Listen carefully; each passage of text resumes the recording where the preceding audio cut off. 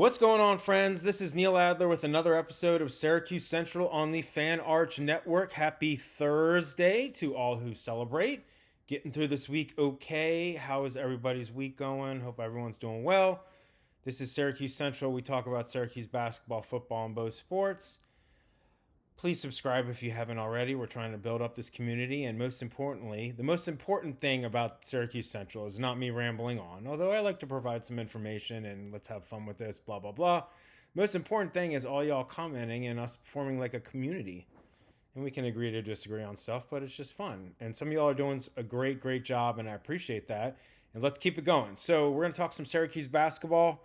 I don't know, like just thinking about this team and kind of like where they are right now. Reflecting. I'm getting deep here, friends. Look, I went to Syracuse. I went to Newhouse. I was a broadcast journalism major. I ended up as a print reporter, blah, blah, blah. But I minored in philosophy. So, like, I'm going to get philosophical right now. So, Syracuse is 12-5. They're 3-1 in the ACC. They have 14 more 14 more ACC games. They're playing 18 total before the ACC tournament. I feel like this team is kind of like starting to piece it together, maybe? Far from perfect. Things to work on. I don't know. It's just like thinking about like where they are, not just in the season, but like where they are after, Donnie Freeman being back for 4 games now. And they're 3-1. They lost to Clemson at home on New Year's Eve, and then they've won 3 straight, albeit against not great teams. 2 of them on the road. And they've got BC on Saturday, and they need to win that game. BC's not a good team. It's on the road. But that would put them at 13-5. I've talked about this on Syracuse Central before. That would put them at 13-5, getting over this little stretch of easier games. 4-1 in the ACC, 3 road wins in the ACC, and then you've got some tougher games coming up.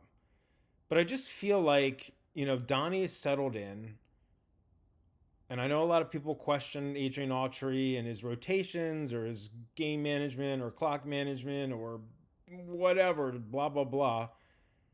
And I'm not, that's another discussion for another day. But I feel like I don't know, like. The Florida State game, they won 94-86. Their defense was not good. But Florida State's a good offensive team, and they hit a bunch of threes, and they hit a bunch of free throws. So, I don't know. I just feel like things are kind of... I hate to use the word gelling because it's so cliche, but like they're kind of... I don't know. Everyone's kind of feeling out things with Donnie getting back in, and now here's where we are. And again, I'm not saying this is a great team. I don't think it's a bad team either, and I don't need to dissect, all their losses and blah, blah, blah. And they got the Tennessee win. Again, fine. But they're certainly going to have to win games coming up against better teams, whether it's Virginia Tech, Miami. Miami's looking good. NC State, Virginia, North Carolina, Duke later on. You got Louisville later. I mean, the ACC, I wrote about this for Yardbarker, which is another site that I write. I don't really write about Syracuse there, and I don't write a ton. It's more just for fun because I love writing about college football and basketball, just generally speaking, so I try and do a few articles a week or whatever. But I wrote one the other day about the ACC, and it's like the ACC, I'm not saying it's the best conference in the country, it's because it's probably not, but it's definitely better than last year. I mean, they could have 8, like when I was counting it up the other day, they've got, I think 13, or at least when I taped this, they had like 13 teams in the top 75 of the net. They're right there with the Big 12, the SEC, and the Big 10 in terms of top 50 net teams. And their big thing the last 2 years is they'd have one team, or in 2022, 2 teams go to the Final Four, but they weren't getting a lot of bids. And this year, they could get 8, they could get 10. I'm not going to say they're going to get 12, but the league is, from top to bottom, is deeper and better.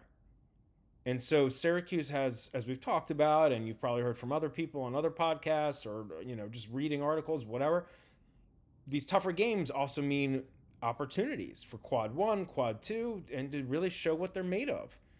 And so, again, let's assume they beat BC 13-5.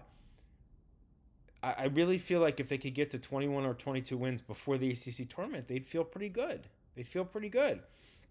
And so putting like one loss projections to the side, Donnie's been great. William Kyle just keeps doing his thing.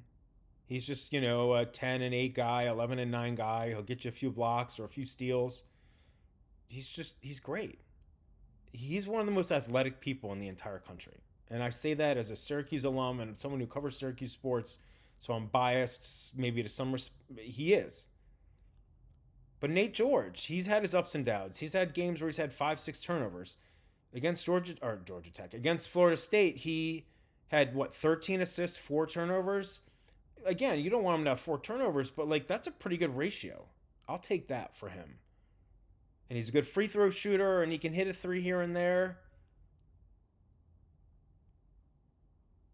Nate Kings isn't really doing much for me. No disrespect. I think he's a pretty good rebounder for a small forward, for a wing. He can hit a 3 here and there, absolutely. He's not obviously shooting 44 point whatever percent like he did last year at Oregon State. I don't care if he's starting or not. It's who's playing in crunch time. But maybe just Kiyan Anthony, should he get some of those minutes? Kiyan has shown a real knack, a real prowess for scoring kind of around the rim, knifing his way, carving his way to the basket. He's not shooting well from deep. He's shooting a lot worse than Nate Kings. But maybe he should get some more minutes. I don't know. JJ Starling is shooting,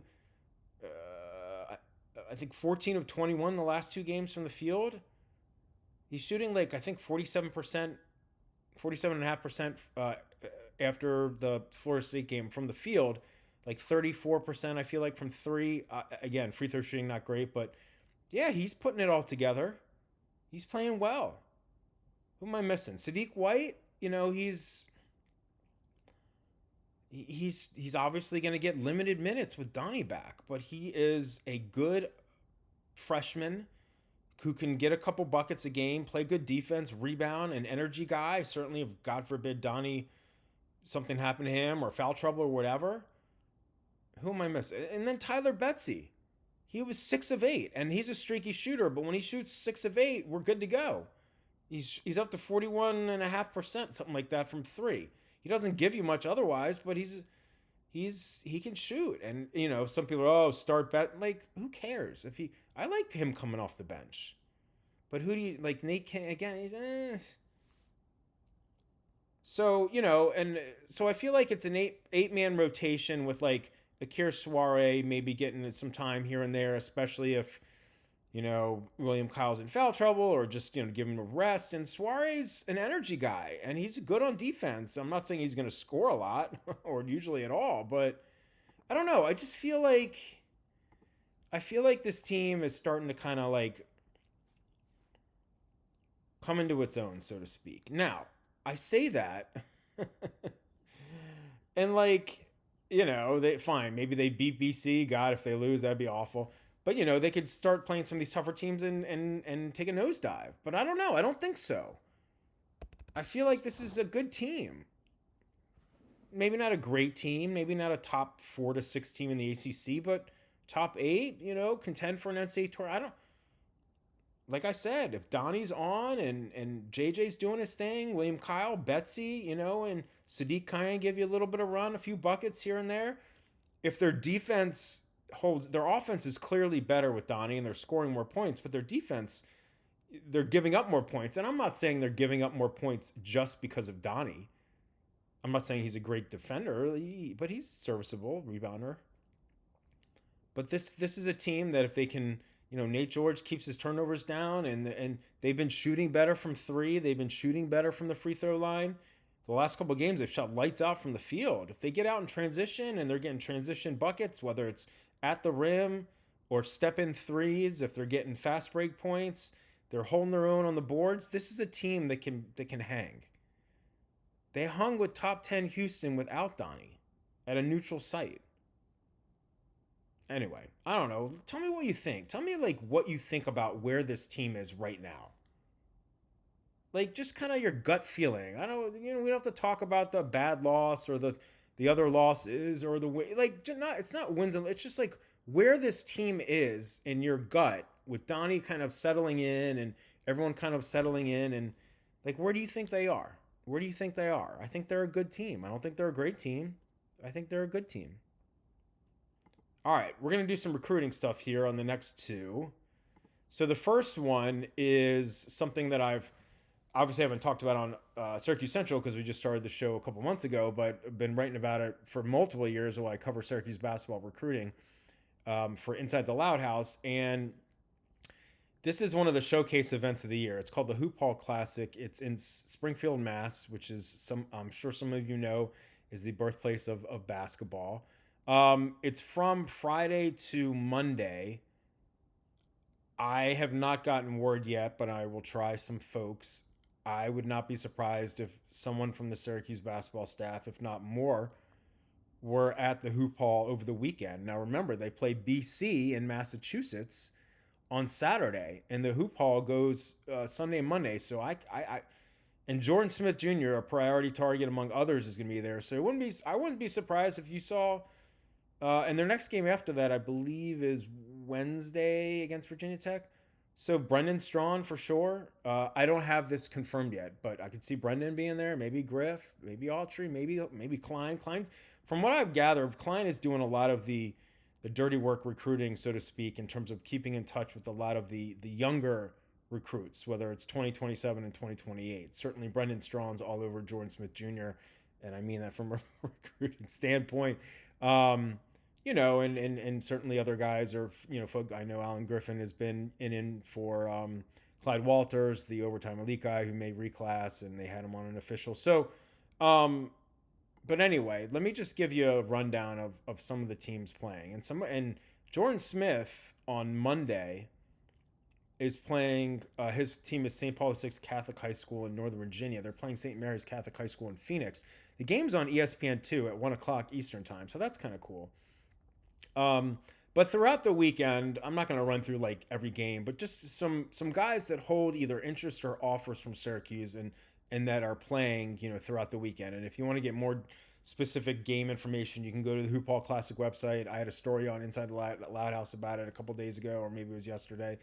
But Long Island Lutheran is playing, and Musa Kamasoko, a 2027 5-star wing / small forward, holds a Syracuse offer. A guy that just recently got a Syracuse offer, 2027 3-star wing, and I hope I get this right, Zahir Muhammad Gray. I think I got that right. He plays at Imhotep Institute Charter High School in Philly, which Syracuse has recruited over the years for sure. And he just got an offer earlier this month, and they're playing for sure. Brewster Academy, which you guys, I'm sure many of you know, Buddy Boeheim played a post grad there. CJ Fair, Chris McCullough, among others, Kadari Richmond, et cetera, et cetera. Anyway, Kevin Wheatley Jr., a 2028 5-star wing, holds an offer from Syracuse, and he's a Brewster guy. So is Mekhi White, a 2028 5-star point guard, who does not have an offer yet, but I've actually talked to him a couple times over social media, and he played at the elite camp this past August, and he's anticipating an offer, and so I think he'll get one at some point. For Oak Hill, which is obviously Mello's school, Judah Mintz, etc., David Johnson is a 2029 5-star wing, and he got an offer from Syracuse. I think it was in the late summer, and he transferred to Oak Hill not too long ago. Another team to look out for is CIA Bella Vista in Phoenix. Last fall, the fall of 2024, multiple guys in the 2026 and 2027 classes were offered by Syracuse that play at CIA Bella Vista. Syracuse isn't in the mix for any of them anymore, other than a guy that's uncommitted and holds an offer. I don't know kind of the latest with his recruitment, but 2027 5-star big man Paul Osarui, who's like a top 5 player in the class. Let's see, who else? Brewster, we talked about. Jordan Smith, we talked about. Southeastern Prep in Orlando, a guy that I believe he's number 1 in the 2027 class, according to at least one recruiting service. 2027 5-star power forward CJ Rosser. He holds a Syracuse offer. I don't know how heavily involved Syracuse is with him. He's done some interviews with my guy Jamie Shaw at Rivals on 3 and elsewhere, and I haven't seen Syracuse mentioned other than maybe listed as having an offer. So we'll see. It's tough with these later classes. Again, Syracuse continues to recruit guys, but it's tough we got to see how the season goes and if the staff is even in place after this year. But, I just don't want to keep tabs on what's going on a recruiting standpoint. And then one other one I want to mention on the women's side, 2027 five-star point guard Kalina Smith, who's the number one player in the country in the 2027 class. She plays for Ontario Christian School in Ontario, California. And they play at the Hoop Hall on Friday the 16th at 8:30 at night against Bishop McNamara from Forestville, Maryland, which is in Prince George's County and then DMV, like not too far from me. And Kalina Smith is being recruited by Felicia Leggett-Jack and Syracuse women's basketball. And Deshaun London, a great national analyst at 24/7 Sports, reported, I don't know, a couple weeks ago or sometime not too long ago, that Smith is expected to take an official visit to Syracuse on February 8th. So she'll be playing in there, and her game is on, it's not on like ESPN or any of those. It's on the NBA app, NBA.com, and the NBA's YouTube page. But still, it's kind of cool.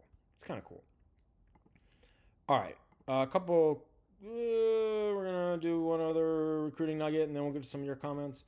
So the same guy, Deshaun London, who's a great national analyst at 24/7 Sports. He does a lot of interviews and stuff, and he certainly tagged us inside the Loud House and some things when it's Syracuse related. Obviously, he works with Mike McAllister, who runs the Syracuse site. Anyway, Deshaun had a article on a 5-star top 10 national prospect in the 2028 class not too long ago. His name is Mason Collins.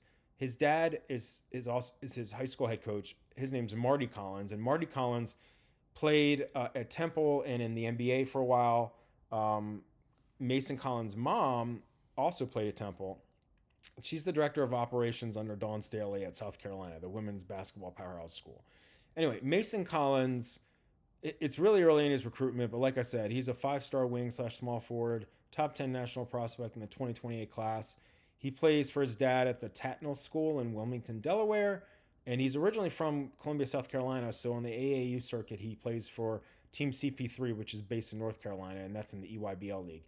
Anyway, the article from 24/7 Sports noted that Collins has formal offers from South Carolina and Virginia, but that he's also his dad. So 2028 guys can't talk directly, via text and all direct communication, phone calls with college coaches until June of this year. It's after their sophomore year, mid-June, June 15th, before their junior year is when the contact period would open for 2028. But his dad, Collins' dad, he said he's talking to Syracuse, Duke, Villanova, Clemson, Notre Dame, etc. So, and Collins, he won a gold medal last year with USA Basketball at the FIBA AmeriCup. He was a key bench player. Played well for Team CP3 on the EYBL circuit last spring and summer. And, I've talked about this. Syracuse has offered at least 13 guys in the 2028 class, and then they're showing interest in guys like Collins and Mekhi White from Brewster. So, again, super early. These guys are in their sophomore year of college, but I like to keep tabs on recruiting, so we're going to do that. All right, we're going to wrap up here. Just a few comments from some of our regulars. Let me make sure I get these right. So we were talking about Calvin Russell being a 2-sport star and how awesome that is and everything. And John Clark mentioned in the Georgetown game for Donovan McNabb, he had 10 points, 9 boards, 3 block shots. I was at that game. That was a great game. All right, Peace Love 5873, my guy says, and this was obviously me talking about the win over Florida State, and he said, this is why I preach patience rather than panic when Donnie was injured. Anybody watched our first 3 games before he got hurt in the Monmouth game saw how the offense was supposed to look, and it was clearly not the same without him, and I totally agree. We went from scoring effortlessly and smashing opponents to doing a lot of ISO ball and blah, blah, blah. And now that he's back, and this is a great quote, from Peace Love, now that he's back, we're really starting to cook. I don't see guys standing around as much, with the exception of Betsy at his spot in the corner. The ball is moving more. George is starting to find his groove running the show. I totally agree with that. I still think there is some ISO. One guy who I feel like does a little bit too much ISO ball and it annoys me, and I love him, and I'm not, is Kyan Anthony. And he is good, again, at driving to the rim, knifing through guys, getting to the rim. He's not a good 3-point shooter right now. He's also a college freshman. I get all that. But he does a lot of dribbling. I feel like JJ does a lot of dribbling sometimes, but JJ gets to the rim, man. He really does. And I agree, Nathan George, again, a little turnover prone, but you know, he's pretty good. And he can knock down a three here and there, and he's good at the free throw line. And I do agree, and yes, Betsy stands in the corner waiting for him, and that's fine. Hey, look, if he goes 6 for 8, he can take a nap on the floor until they're ready to pass him the ball. I don't care. But I agree with Peace Love. The offensive flow is definitely better. So we'll see. And he writes, if we can marry this offense to the defense and effort we showed when we played Houston, this is a tournament team. We've got the one more tune-up game against BC before the schedule gets much harder. We're about to find soon what this team is really all about. The season is starting to get exciting, Neil. Let's go Cuse. Agree with everything he just said. Everything. I know I'm not supposed to agree with everything that y'all say because it's more fun if we disagree on things, but I agree with everything he just said. Everything. There's talent on this team. There's depth. They got guys that I think know their roles. I'm still not convinced King should be playing as much as he is when he's not shooting well, especially if you got Betsy or you could put Cayenne in or whatever. But yeah, the team is starting to find it. I really think so. And then my man Kenny D603 talks about, he writes, Kings is wisely saving his threes for quad one games, if only. Betsy's making himself that 3 threat Kings was supposed to be, and Kings still will be when it matters. Kings loses to Tennessee Cuse loses to Tennessee without Kings. So that's the one where he had 19 in the first half. I can't remember. I'm old. But yes. Yeah, no, look, he's not like a bad player. A little further down, Kenny mentions, as expected with a blowout, the win barely moved them up to 65th in the net. They had been 60, I think, 7th or 8th. If Georgia Tech could pick up to a quad 2, that win would become a quad 2. Pittsburgh is a quad 2. The win Saturday better be a win. Wins at Virginia Tech, Miami could be quad 2. Miami could get to above 30. It could be a quad 1 because I believe, yes, quad 1 is 1 through 30 at home. That's when they need Kings to start hitting his threes. If the stars line up, Syracuse could be a bubble team going down to NC State, North Carolina, the land of the quad 1 wins. Yeah, NC State, you got Duke, you got North Carolina, the Tar Heels. Yeah, great points. It's going to be fun to watch it. I'm not sitting here and hypothesizing or prognosticating or whatever, opining. Is that the word? Opining? That Syracuse is going to definitely make the tournament. But I also think that they could play themselves into it. Get past BC. Keep doing what you're doing. See how it goes against some of these stronger teams. Yeah, I think they can do it. Or I think they can at least compete for it. Just no bad losses. Donnie keeps doing his thing. All right, my friends, that's going to do it for today's edition of Syracuse Central on the Fan Arch Network. Have a great rest of your Thursday, friends. Please hit that subscribe button if you haven't already and tell all your friends. Even if you don't like the podcast, tell your friends. And then all y'all come in and subscribe and tell me what I need to do better because, listen, I am a work in progress. But I'm having a lot of fun with this. I appreciate and love y'all so much. I will talk to you again on Friday. Take care.